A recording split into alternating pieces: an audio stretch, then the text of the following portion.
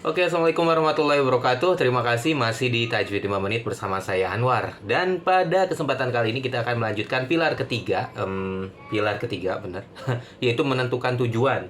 Jadi yang pertama kemarin kita bahas tentang bagaimana cara menentukan value-nya, yang kedua adalah bagaimana kita mengkomunikasikan value kita, dan yang ketiga sekarang adalah menentukan tujuan keuangan keluarga kita.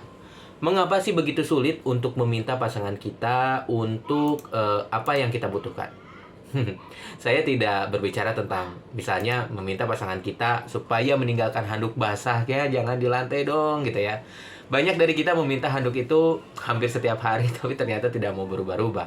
Nah, kita tidak bicara tentang kebiasaan seperti itu, tetapi ini adalah tentang sesuatu, tentang nilai-nilai yang benar-benar kita butuhkan untuk merasa aman, bahagia, dan terpenuhi. Itu yang kita minta dari pasangan kita, dari partner kita. Dengan uang kita memiliki alat yang dapat diukur yang memungkinkan kita menerjemahkan banyak dari kebutuhan inti itu ke dalam permintaan khusus, dan itu bisa menakutkan. Kita bisa merasa lebih aman untuk tetap berada dalam ranah fakta dan argumen daripada meminta apa yang kita butuhkan dan mengambil resiko pasangan kita eh, tidak setuju untuk memberikannya. Jadi kadang kita punya intensitas untuk ya sudahlah biarkan saja gitu ya, daripada mengambil resiko pasangan kita tidak berubah dan memberikannya kepada kita. Jadi mari kita coba bahas bagaimana sih cara mengartikulasikan kebutuhan keuangan kita sendiri dan beralih dari nilai keuangan kita yang lebih abstrak menjadi sesuatu yang lebih jelas dan konkret yang dapat kita minta kepada pasangan kita. Mari kita kembali untuk latihan nilai keuangan kita. Lihat, ada dua pertanyaan yang menanyakan bagaimana nilai-nilai Anda tercermin dalam cara keluarga Anda saat ini memperolehnya, membelanjakannya, dan mengelola uang, dan bagaimana yang kedua adalah nilai-nilai Anda tidak tercermin dalam cara keluarga Anda saat ini dalam memperoleh keuangan, membelanjakannya, dan mengelola keuangan.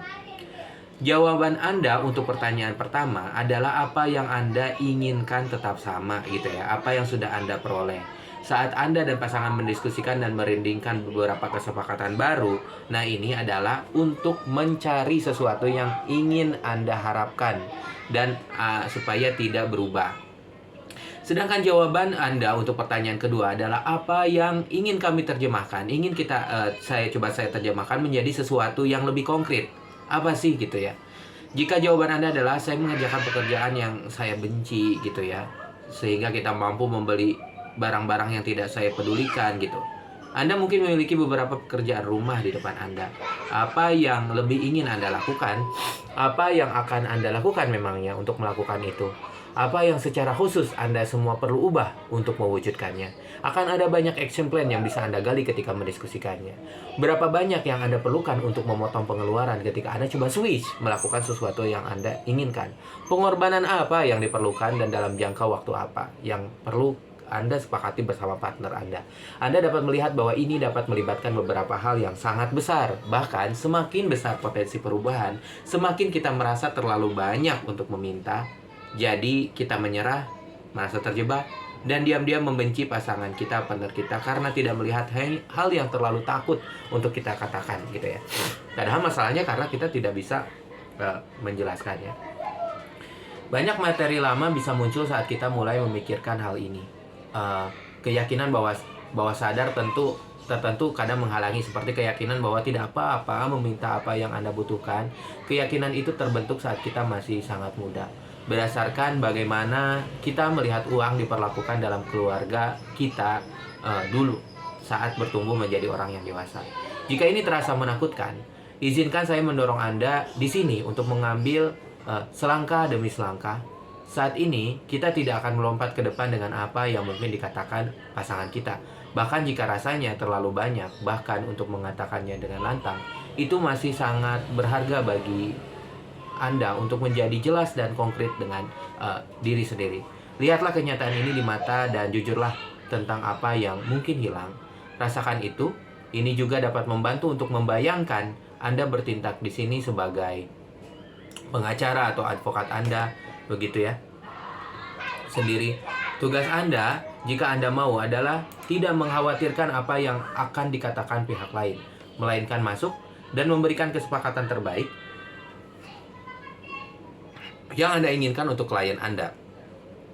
Anda jangan khawatir, ini bukan pendekatan yang akan kita ambil dalam negosiasi yang sebenarnya. Ini hanya latihan untuk membantu Anda supaya lebih jujur mengartikulasikan apa yang Anda inginkan. Jadi jelaskan, nyatakan, dan spesifikkan tentang di mana kehidupan finansial Anda tidak selaras dengan nilai-nilai Anda. Itulah yang akan Anda tanyakan saat kita melakukan negosiasi. Baik, itu dia videonya. Jadi di tahapan ketiga ini Anda lebih menunjukkan tujuan apa sih yang diinginkan oleh Anda gitu ya, teman-teman semuanya, rekan-rekan semuanya. Coba nilai apa yang udah ada, yang udah didapat di awal, misalnya dari pemasukan kita udah bisa merasakan bahwa oh ini pekerjaannya sudah passionate. Tapi ternyata di sana ada kita tuh sebenarnya nggak pengen kerjaan ini gitu ya, atau kita sebenarnya pengen mulai melakukan ini sehingga saya mungkin nanti akan mengurangi jam lembur saya, atau misalnya saya sebenarnya tidak bisa nih mengejar karir di posisi ini karena saya mau mulai perusahaan yang baru, atau masalah keuangan sebenarnya saya tuh sebenarnya ingin terbantu nih dengan masalah dengan kendala misalnya masalah cicilan kendaraan kita misalnya, atau masalah mobilitas pekerjaan kita gitu. Ini lebih ke nilai-nilai ya, bukan belum sampai ke benar-benar real apa yang sudah kita lakukan. Jadi mulai di review aja apa yang sudah tercapai gitu. Baik, seru juga untuk masalah keuangan ini ya. Baik teman-teman semuanya, terima kasih sudah menonton. Sampai jumpa lagi di video selanjutnya, yaitu tentang pilar keempat, bagaimana cara menegosiasikan bersama keluarga tentang dengan partner kita tentang apa yang ingin kita capai. Terima kasih.